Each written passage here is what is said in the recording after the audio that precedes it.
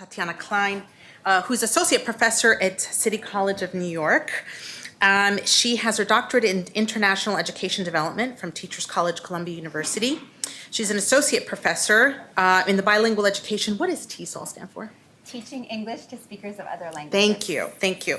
Programs at City College of New York, and she's a public scholar for the New York Council for Humanities. She's the recipient of the American Educational Research Association's Bilingual Research SIG Early Career Award.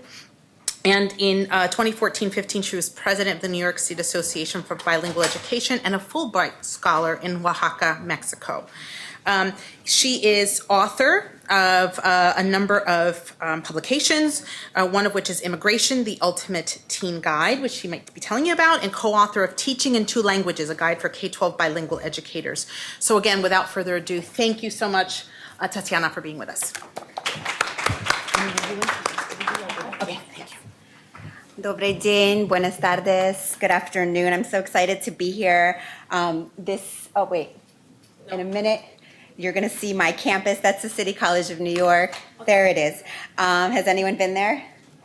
We're up in Harlem. We have these really awesome buildings that look like Harry Potter buildings, and then we have one that kind of looks like a prison. That's where I work. But I get to look at the nice ones. Yeah, I have the window, so they have to look at us. So it's great to be here. Sometimes I forget like what campuses are like, and it's like there's so many buildings and grass, and so it's really so nice to be here with such beautiful weather.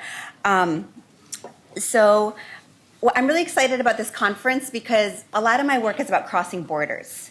And we often talk to each other in our own little worlds. And I'm in education and I talk to educators. So I think this is so great that we're talking to people who do public health and you know these other fields, because it's really, education can't fix everything, public health can't fix everything, but when we come together, when law and public health and policy and education, that's where kind of the magic happens. So this is, to me, is really special.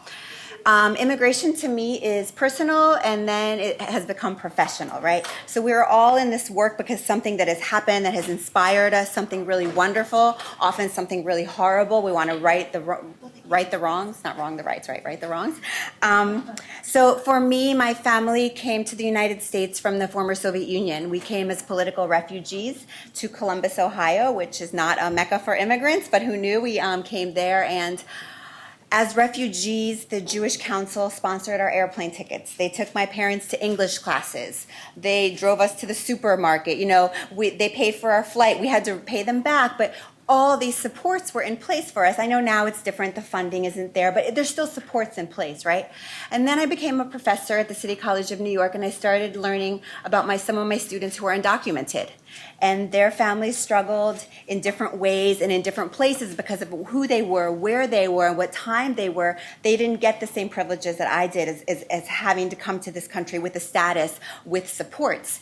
So when you're refugees, in some ways you're on one end, and being undocumented, you're on the other end, where not only are there no supports, but people are throwing obstacles up against you and putting these labels on you that are very stigmatizing and oppressive, right? So that's when I started realizing, okay, this is really important, and we all have to be in this together, because this is not something that should just be for undocumented immigrants to be talking about, not just for immigrants, but this is an American issue, and you're going to see a little bit of that in the film.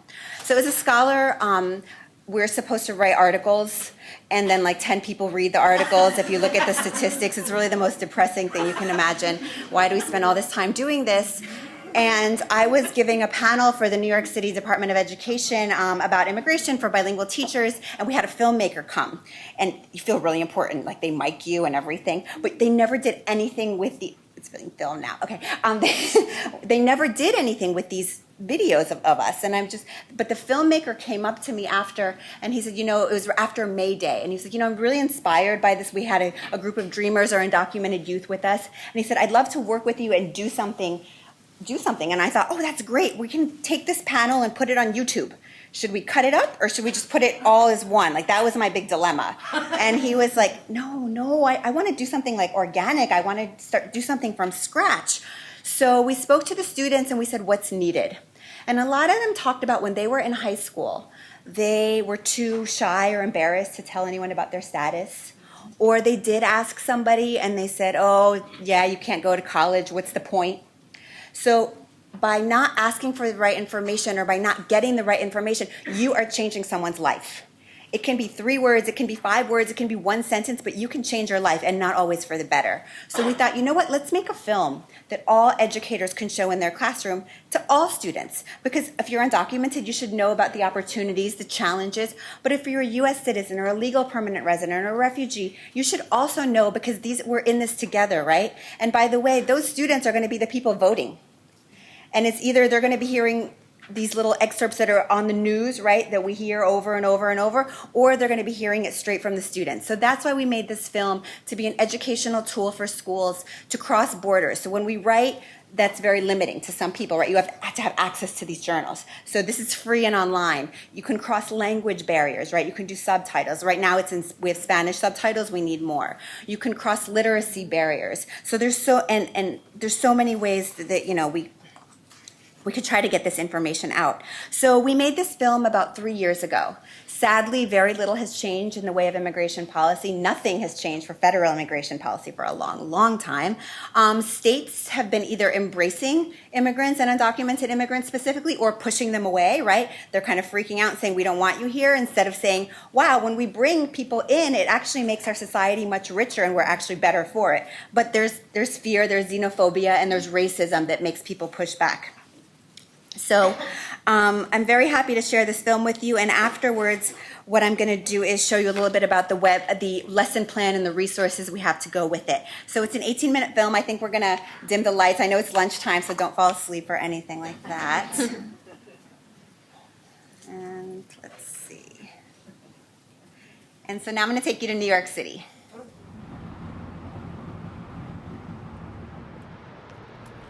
When I share my status, people are really surprised, even among other undocumented immigrants.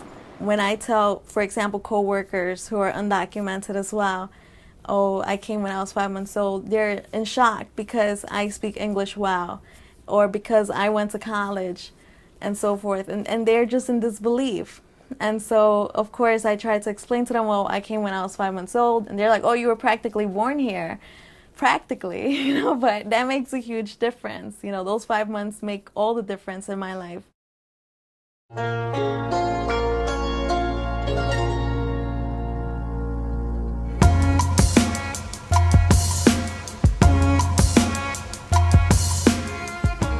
I am an African, I am a Malian, a Muslim, and I am a woman. I would consider myself a very whitewashed Mexican, because I am very proud of being Mexican. At the same time, I'm very Americanized, and my values are pretty American. Well, you know, on the cover of Time magazine, here I am, right there. That's right there. And I remember being at this photo shoot, and we all had to say, you know, what was our identity. And some of us said, oh, you know, I'm South Korean. And I remember just thinking, you know, I'm undocumented American. And you know, this cover says that kind of, I mean, this cover does say that. We are Americans. Sometimes I consider myself American, but because the country keeps denying me of that right, fully, completely, I am back to not being from here, not being fully Mexican because I'm not there. I don't share a lot of the, you know, things that I'm missing out in back home. So I guess that sometimes I just feel like I'm in that gray area of not knowing what to call myself, but just knowing that I belong. I feel that I belong here.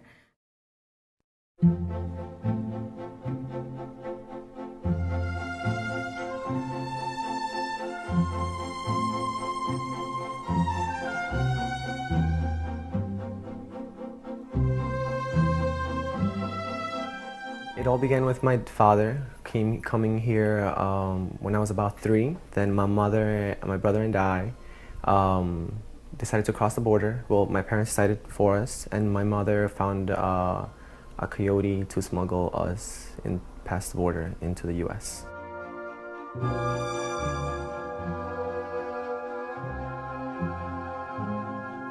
To me, it was an adventure. Walking through, we crossed to Tijuana. So walking through the valley was like an adventure. Spending a night there was an adventure. We weren't supposed to spend the night there, but because the coyote fell asleep, we missed a ride, so we ended up spending an entire day there. But to me, it was like child's play. Now I look back and I was thinking, I was like, it must have been terribly alarming and like nerve-wracking for my mom to be there with her 2 kids and then some strange man and not know what was going on. When my mother, my sister, and I crossed, we were in a car, and from what I have been told, we were supposed to be really quiet. Unfortunately, I did not stop crying, but we made it, and so from California or so, we were then transported to New York and reunited with my father. For some reason, my entire family decided to move to New York. I never really understood why so far and so cold. My dad moved here first. He moved, I think, like 4 years before us to like come here and make money and stuff. And then my mom decided that we should all be together, so we all moved over. My family moved to the United States in 1981, so I was about a year old. And they came on student visas, and after about 4 years, those visas expired. And you know, me and my brother were still here, and so by the time I was 5, I became undocumented.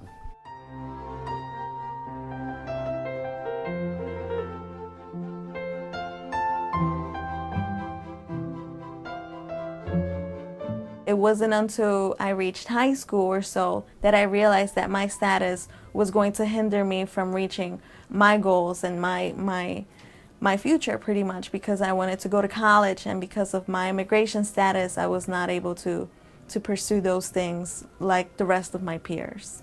I had went to Stuyvesant High School, and when I was a junior, I wanted to do this possible residency program. And so I had gone to the hospital, and the hospital wanted my green card for some sort of reason, and I was like, okay, you know what, I'll just go home and get it. And so I went back to my parents' grocery store, and I asked my mom, I said, where's my green card? And then she says, it's at the house. You know, so I went back home to find this mythical, magical green card, right? And of course, I could never find it after searching. And so I called her back and I said, where is it? And she says, well, Joma, you don't have one, and you can't tell anybody about this either. And I was like, what are you talking about? Usually I don't talk about it. Like, I am shy and ashamed of myself, so I don't talk about it to anybody. I was never really sure up until I think about 5th grade, where some kids were making jokes in class and I didn't really understand it, so I asked my sister and then she explained it to me. She said like, oh, you're not a legal citizen of this country, and I was like, oh, okay. And it didn't really bother me because I was like 5th grade, so I was like, whatever. I don't identify just as being an undocumented immigrant, but I feel like that is a big part of who I am, and the fact that I am undocumented has made me the person I am today.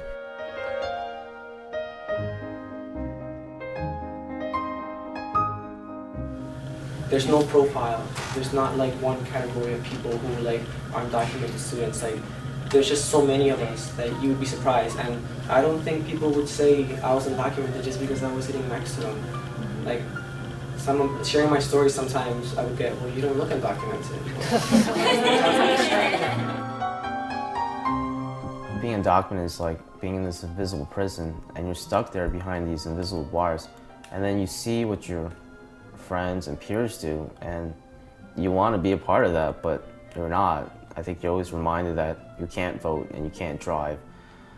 The fear of deportation is really scary, because like they could just kick me out and my whole life's just changed.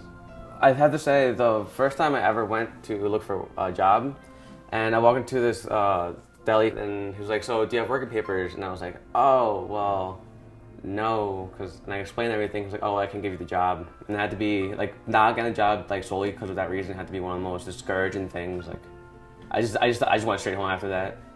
It's hard enough being the first person in your family going to college, but it makes it 20 times harder when you're the first one and you're undocumented, and there's literally nobody to tell you left from right or up and down or what's the process that you're supposed to do as far as college goes. For a very long time in my life, I was really scared to tell other people about my status as an undocumented immigrant. But later on, I realized that by being open, you feel empowered and you get to share knowledge to other people, because a lot of misconceptions are out there. There's a lot of undocumented students in high schools, and quite frankly, according to statistics, 65,000 immigrants without documents like myself graduate every year. 65,000. I believe the biggest misconception is that we don't pay taxes. We're here to mooch off the system and we don't contribute at all. And there's so many of us that pay taxes, income taxes, state taxes. You know, we have an ITIN number, individual tax ID number, which allows us, even if we don't have social security numbers, to pay taxes to the federal government.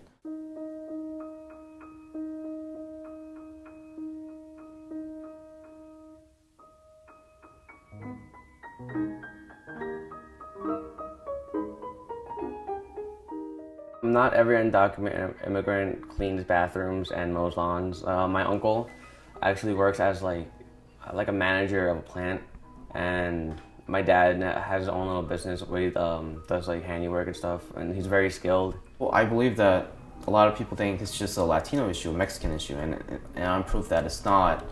And so when you have all these people who are from Asia, from Europe, and from Africa as well, it's a global issue that affects all of us. I get a kick out of hearing the reactions that people tell me, because they usually go, "Oh, where are you from?" "Well, what do you mean?" "Where are we from?" It's like, "Oh, I'm Mexican." "Oh, you're Mexican? Oh, you don't look Mexican." Not that I don't know what a Mexican is supposed to look like, but that's usually how it goes. Yeah. And then later on I'll be like, "Oh yeah, I'm undocumented." "No, you're not." I'm like, "Yes, I am." Some of them kind of assume that I am undocumented once they find out that I am Mexican. It's like, oh, okay, you know, you're Mexican. So of course you have to be undocumented. I told my situation to one of my college supervisors, and she was more than helpful and everything, but I own an iPad, and I found it really funny that she related, she's like, "You're undocumented, but you own an iPad."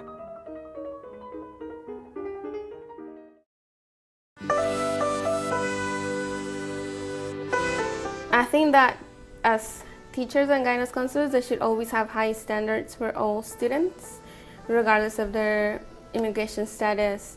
So I know that many times we don't feel comfortable sharing our immigration status for fear, for shame, for different reasons. However, as guidance counselors and as teachers, our jobs or their jobs is to provide the information. And right now in New York, there's a lot of immigrants in New York, right? So why not look for those resources and provide them to all your students?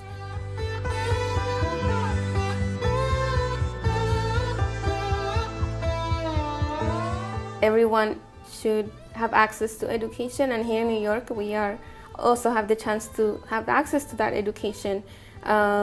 In-state tuition, we are able to go to SUNY and CUNY colleges, even some private colleges as well, a privilege that many other students in other states don't have. I would suggest to get involved in any community service projects that they can get in, because quite frankly, a lot of private scholarships reward students for such involvement. One of the biggest things that I've kind of seen, I think was kind of noticeable, is the Drop the I Word campaign. And, you know, sometimes I think how we use words, you know, illegal versus undocumented, it can and does have a negative effect. You say, you know, you're illegal, you know, all these illegal immigrants should get out of here, and why are they here? And I think just be careful and noticing how they use these words and in the context they do it as well. There's different support systems. One obviously is my family, who's been there supporting me throughout the decisions that I've made. Other, it's the group that I'm involved with. The name is the New York State Youth Leadership Council. So it's an undocumented youth-led organization. When I found out about them, I had graduated from high school, so I was kind of lost. I didn't know where to go. And I ended up meeting many of the members at the time, and they were also undocumented like I am. Don't waste the opportunity you have, because your parents sacrificed a lot. Like my parents sacrificed a lot to come here, and if you just drop out of high school or do bad in high school, you're just wasting like a giant opportunity that you wouldn't have had back in your other country.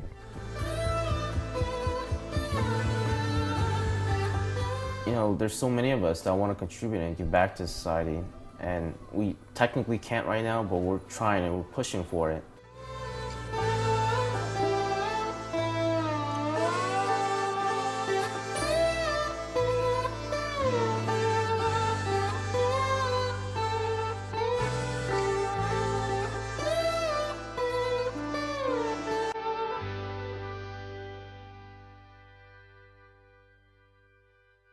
Here in New York, under this program, we can also receive driver's license, which is great news. But at the end of the road, there is still one problem. We are still undocumented. We still don't have a legal status. And so the ultimate solution for this dilemma would be the DREAM Act.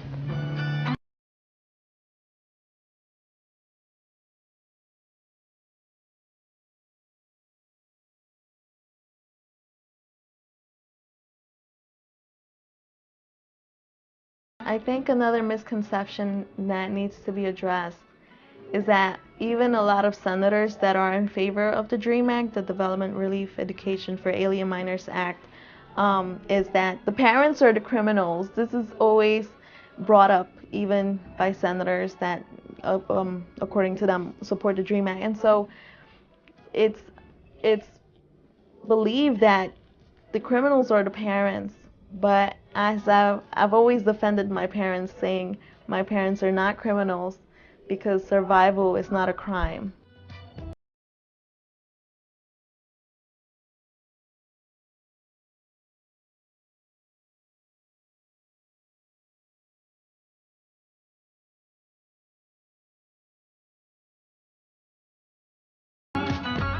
I used to work in Brooklyn, and I lived in the Bronx, and I went to school in Manhattan. One occasion, I was at work, and we closed like at 2 o'clock in the morning, and then we still had to clean, so I got out like at 3. And so I'm sitting there waiting for the train to come and take me home, and I was thinking about the homework that I still had to complete. And I thought to myself, I'm still waiting for something to come, and it's not just a train. I'm waiting for some type of change to take place. And so I sat there and I tried not to cry because I thought about all of those things. But at the same time, you need to start thinking about the positive things as well. To think that at the end it's all going to be worth it. Not only in my life, but in the life of so many undocumented students as well, who very much deserve to experience that change.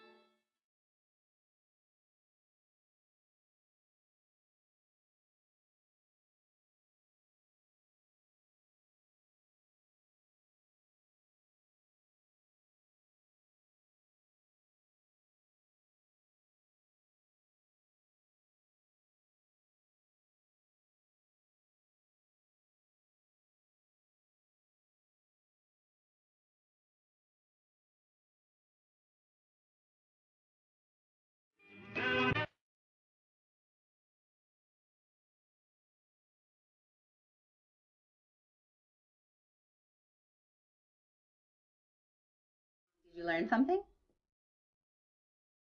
What did you learn? About college. And what are you going to do when you go to college? What are you going to study? I'm going to study math, writing, homework. And do you see that because you were born here, you have a lot of privileges that your sister doesn't have?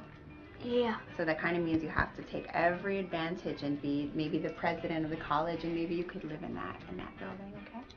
That building? Perhaps. Would you like to? That's college. Okay. Anything else you want to say to the people of this country? I love you. I think they're gonna love you too.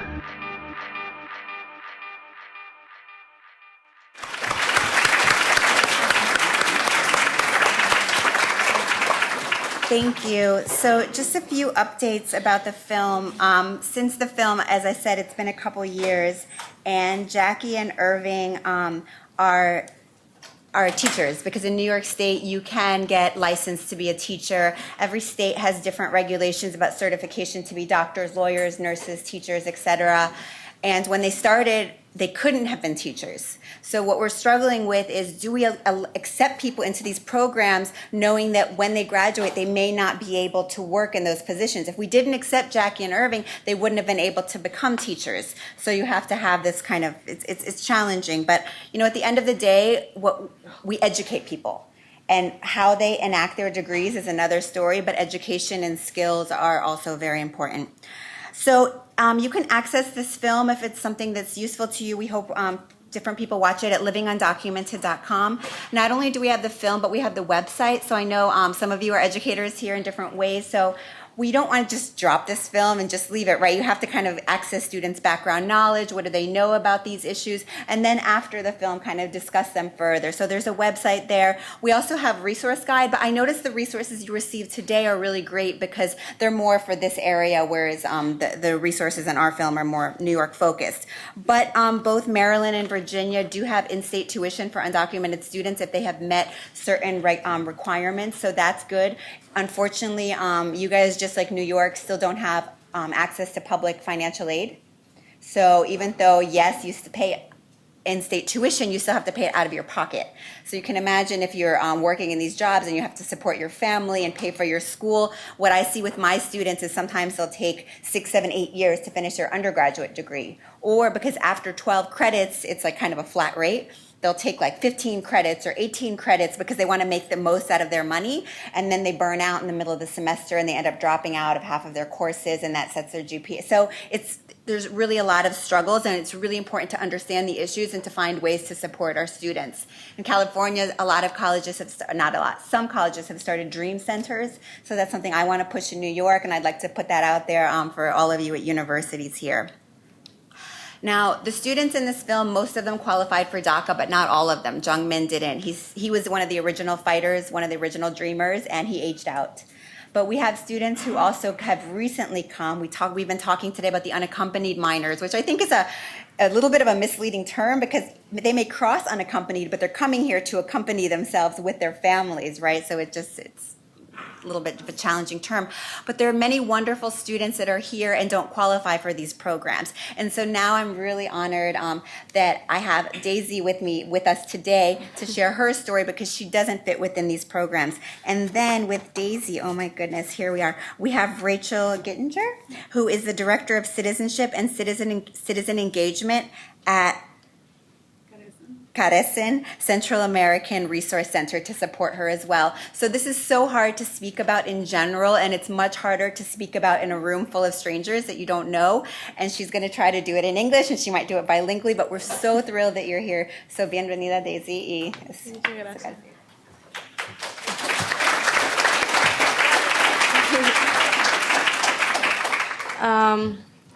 Good afternoon. My name is Daisy. I am studying Cesar Chavez Capero here. I came here when I was 12 years old, and I am from Mexico. It's a privilege to be here, so thank you so much for inviting me today. I want to tell, I related with the video, with the teenagers that appear in the video, because they are undocumented like me, so I can identify with them.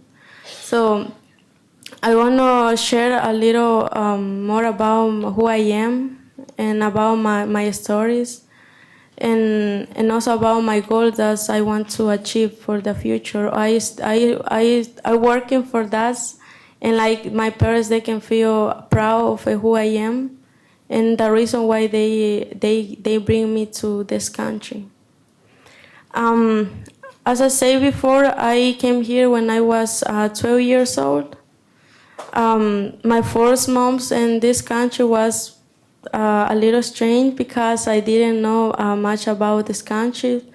But that moment I only had a proposal I came here because I really want to have a better education, to be something, because my country didn't provide that kind of help for me. So when I started the middle school here in 6th grade, I remember the first day of my first year, my first day in the school.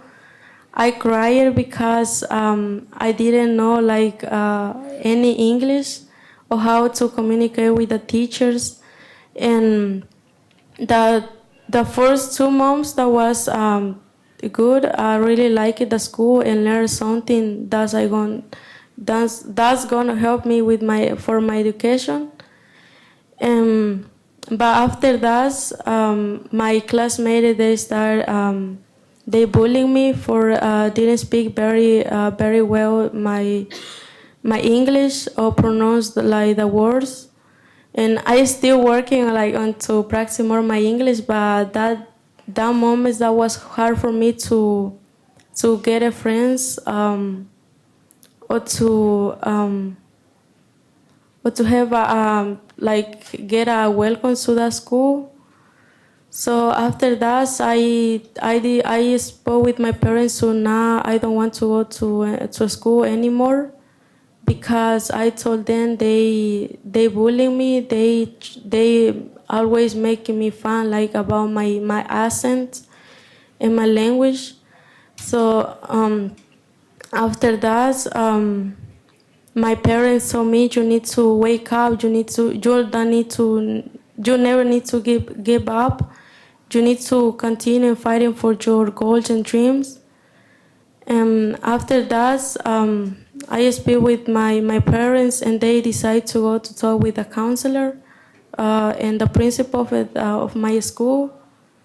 But after that was not the same, because I start to hurt me, like to carry myself and doing many things that's affecting me.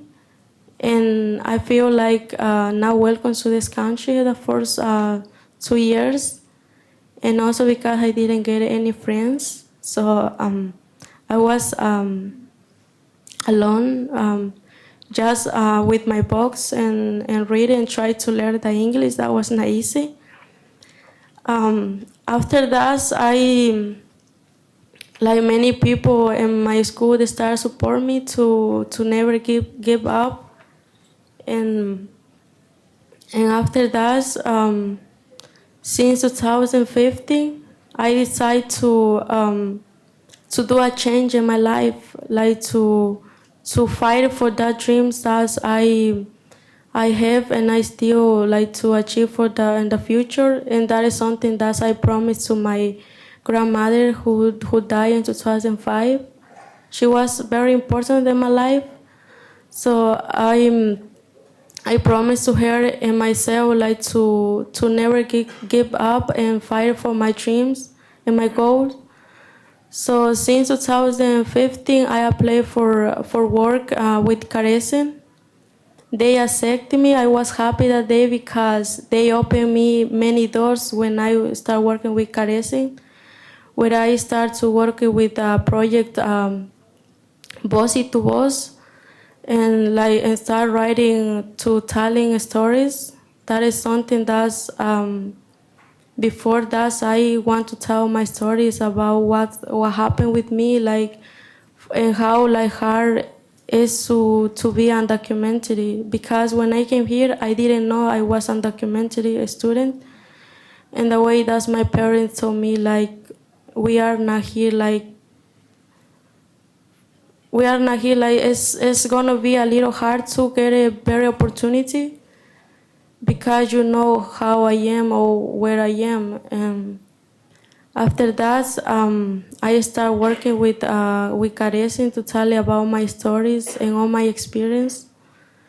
And then after that, I involved in a youth summit where I started to organize it with the youth from Maryland, DC. And we started like to create a safe space for undocumented students who coming from Central America. We spent 8 months like working on that. It's very hard, like every Saturday in the morning, or maybe during the week, we meet each other and plan like the youth summit that was celebrated in April 9th for this year. And after that, as a community with the youth, we coming together with recommendations that we created for like to create a new new programs for the youth who coming from Central America or from other countries who don't speak the English, and they want to feel safe or welcome to this country, because for them, as a me, this country is like a country that's provide a lot of opportunities. And like for achieve our dream, that's our country is a little hard to achieve, or for the violence or for other things that's happening in our country. That's they are to come in here and find those opportunities and goals. So our first recommendation was to create more programs or donate more money to that program that are helping like the youth, and get a safe space that's where they can express and they can telling their stories, and thus they tell them like they are not alone, like they have somebody who really wants to help them and support them. And another one is to extend or reopen the DACA, because we say that because I don't have any, right now I don't have any,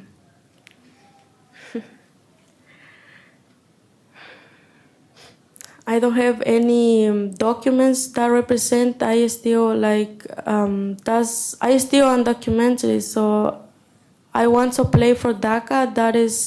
That can maybe help me to have access to the university or for a scholarship, but I can't because I was not here until 27. So I want to for many other students, they are waiting to get that help from DACA, to extend or create a new law that's provide help for the undocumented students who really want to stay here and achieve their goals, or continue study or have the opportunity to go to college.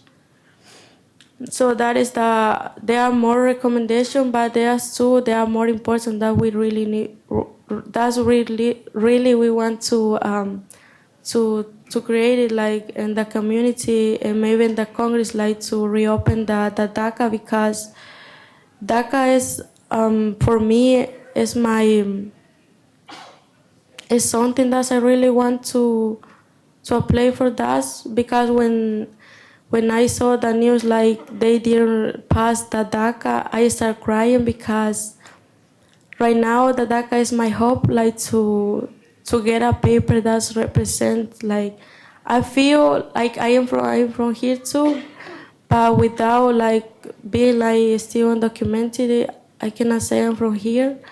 But I really want to contribute with this country or represent who I am.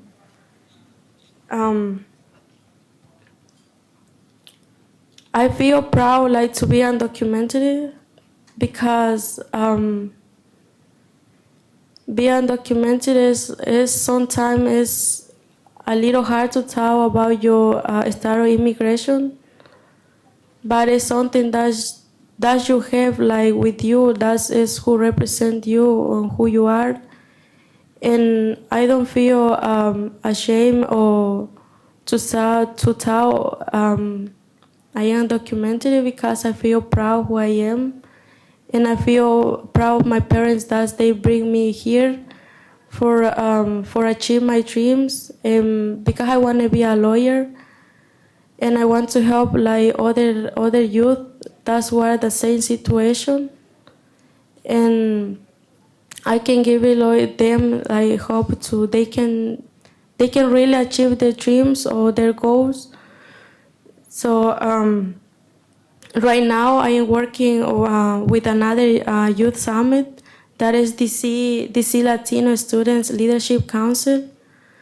We're working on that to create another youth summit to welcome more youth and other organization, or maybe people they can help us to create this youth summit, and they can express what we are doing or who we are, and the reason why why we decide to speak and tell our stories, because our stories is very powerful. That is something that we have, and that's without a story we can make a change. And and I know I want to tell you thank you so much, but I want to tell you something that you are here, you can do a change. Because of you, we are dependent on you, like to do a change. For example, to provide more health insurance to the people who don't have, or maybe to the young people like who don't have like their parents with them, and they want to have a health insurance. And so I want to tell you, like, you have the power and the ability to do a change for us and provide a lot of help in the community. And thank you so much for inviting me. It was a pleasure. Thank you.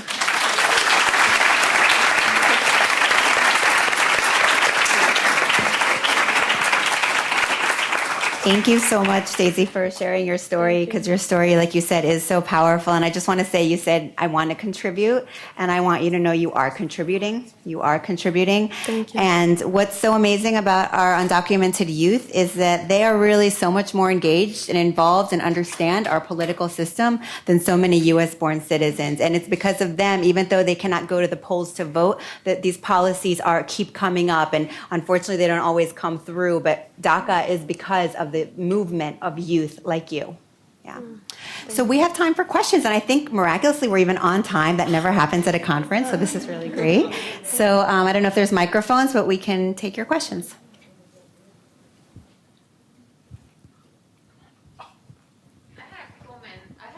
More than a question. I'm one of those researchers that write about DACA, about undocumented young adults, and not that many people read my papers.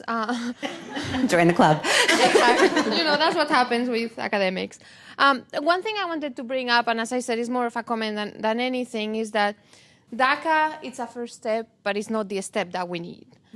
It solves some issues, and it also creates some issues, and maybe you guys want to speak something of along the lines of what I've called the added burden that it comes with children or with young adults getting DACA, which is you might become the first person or the only person in your family who now can drive, who now can do certain things, and then the rest of your family depends on you for doing those things. So what I would encourage for people is to think DACA might improve their lives, but it also might add burdens to these young adults. So if you have any thoughts on that, I would like to hear them. So I'll start, and then maybe Daisy can add on. What we know about children who come here as young immigrants or children of immigrants is they, regardless of DACA or not DACA, they have many burdens, right? These are the students that are pulled out of school to translate for their parents. These are the children that have to, in the hospital, tell their parents that they have cancer. Right? These are huge, huge burdens put on children. And I think you raise a very valid point. Now, with DACA, you can drive, you can do other things. That said, the benefits far outweigh the burdens, right? Because now we have students that can drive. I mean, I live in New York City. I love not driving. But in most places, how long do you have to wait for a bus to get to work, to get to school?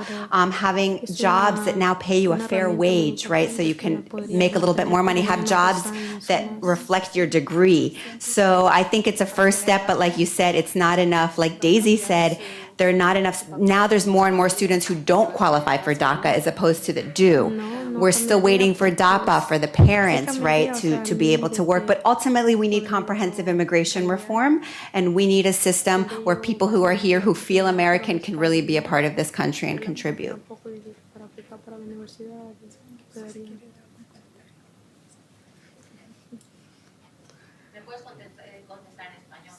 Claro. Oh. Bueno, yo pienso que la DACA no es realmente sé que la DACA no me lleva a la ciudadanía o residencia, pero siento que es una herramienta que me podría dar por lo menos 2 años, 3 años, de la cual yo puedo tener un trabajo legal pueda trabajar legalmente, poder tener acceso a la universidad y también básicamente aplicar para las becas, que para mí básicamente las becas son el recurso que yo más necesito para poder ir realmente a la universidad y poder hacer mi carrera de abogada. Pero a la vez solamente yo me sería beneficiaria, pero mis padres no, que es algo que me duele, porque sabiendo que para aplicar para la universidad tendría que presentar también los papeles de mis padres, de lo cual ellos no tienen, y solamente a mí.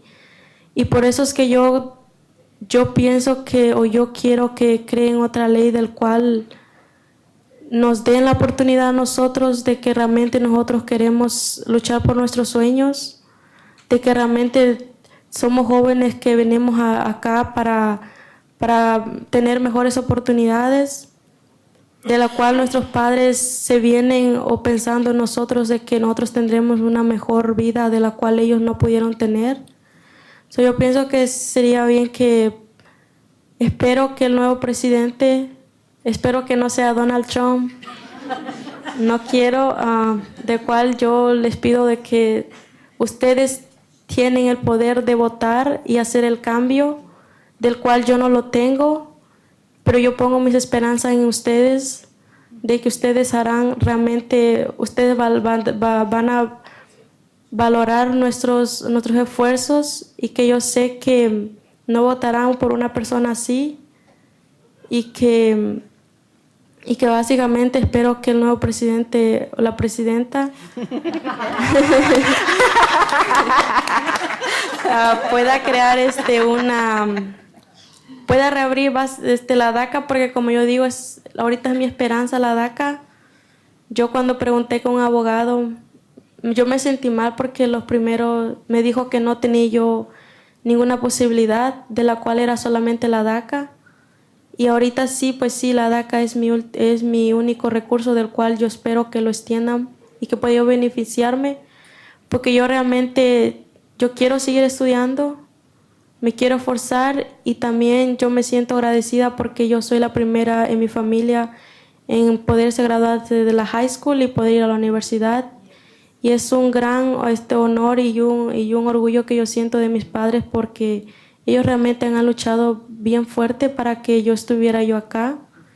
Y es algo que yo realmente quiero, de que puedan legalizar la reforma migratoria y que puedan darle realmente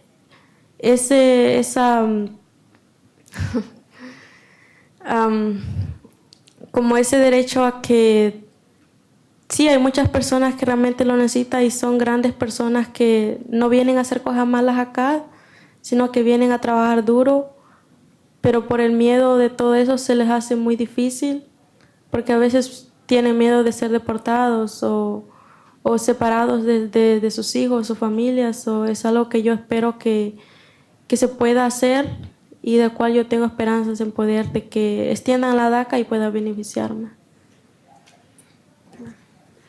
Okay, I'm going to try to summarize all that.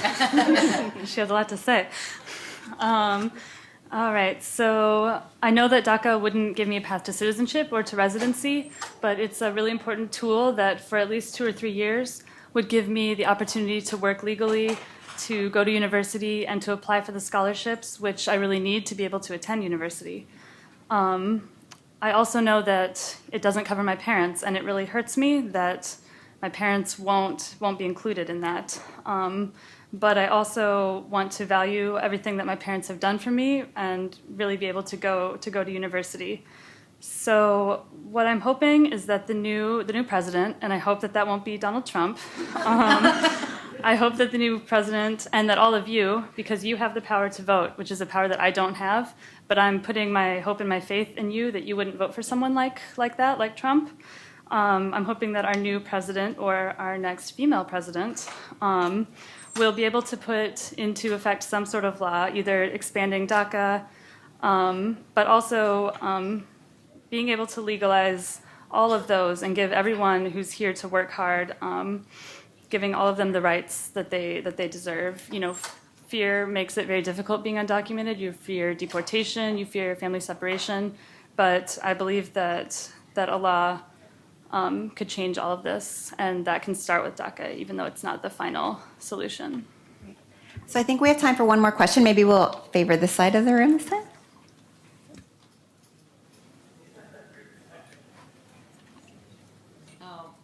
Thank you for sharing your story. And I'm really curious to know, you said, sorry, you said that you suffer bullying at the school also. And with all these fears, with all these limitations that you had, how come, who helped you, or what helped you to overcome all these fears, and we can see you there up front?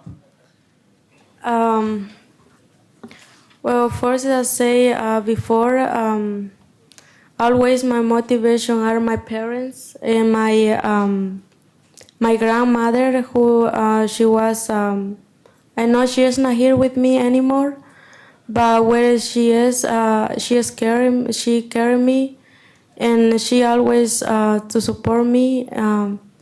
So I decided to speak about what my classmate doing to me, and I speak with my parents about what's happening in the school, and my parents take the decision to go to the school and speak with the principal. The principal sent a teacher to call all the students that bullying me that time. So. After that, the students speak about why they decide to bully me, and they that day I cried because they broke me the hope to continue study, because I really love to go to school and have a better education.